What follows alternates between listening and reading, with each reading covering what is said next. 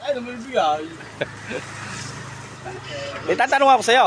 May 10 ibon, binaril yung isa. Ilan natira? Oh. Oh. Oh. Sagutin mo yung tanong ko, Dol. May 10 ibon, binaril yung isa. Ilan natira? Oh.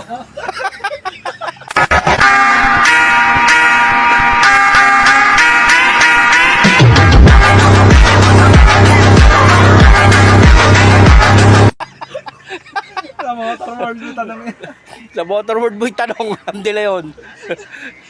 Ikaw, ano sagot? May 10 ibon, binaril yung isa. Ilan natira? Oh. 10 nga eh. Binaril yung isa eh. Siyam, mali yung siyam, mali. Logic yun, logic. May 10 ibon, binaril yung isa. Ilan natira? Isa.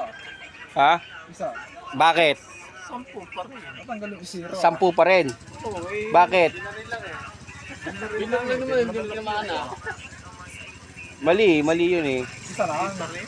Isa lang, bakit nga? Oh. Tanggal yung 0. Hindi, walang gano'n. Hindi, kailangan, sumagot ka ng isa, may paliwanag yon bakit isang sagot mo. Yun ang binaril eh. Tampo. Binaril niya, hindi siyam, Dol. Ha? Siyam. Hindi, tama yung isa. Bakit? Tama yung isa. Isa lang natira eh. Bakit nga eh? May tamang paliwanag doon. Kung bakit isa lang natira. Hindi ko alam. Basta isa lang natira daw. Basta isa lang natira. Tama yon, isa natira. Pero bakit isa lang ang natira?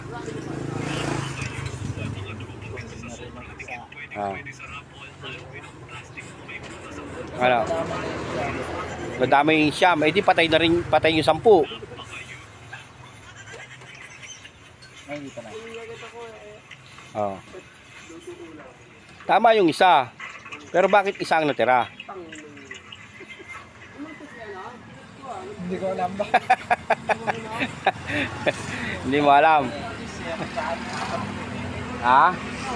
Wala nang size yung tatlong 0. Wala na sa isa yung 3 0. Paano nagkaroon ng 3 0 to? Paano na nga nagkaroon ng 2 0? Ano na yun? 10, ano na, 1,000 na yun. Ano sagot, Dol? Tama yung isa. Kaya lang, bakit isa? May paliwanag doon, bakit isa? Kailangan specific ang sagot. Sagot, ano tawag doon? Ano mga ginagawa? May 10 ibon, binaril yung isa. Ang tanong, ilan ang natira?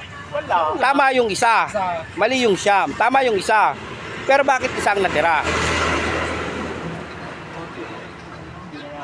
Kasi pag yung 10 ibon, binaril mo yung isa, babagsak yung isa. Nandun pa rin eh. Lilipad gayon yung siyam. Matitira yung isa. Kasi binaril. Kasi Yun ang natin. oo, yung binaril lang natira. Yung siyam nagliparan. Naiwan ngayon yung isa. Kaya isa natira. Para din yung ano.